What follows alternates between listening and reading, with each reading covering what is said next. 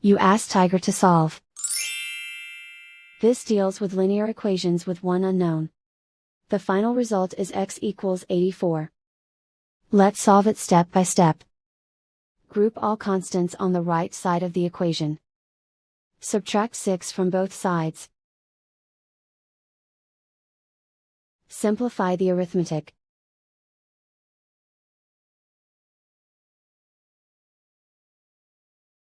Isolate the x. Multiply both sides by inverse fraction 12 over 11.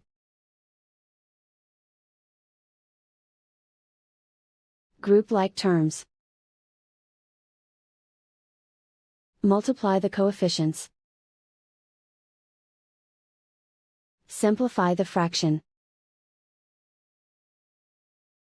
Multiply the fractions. Simplify the arithmetic. And so the final result is x equals 84.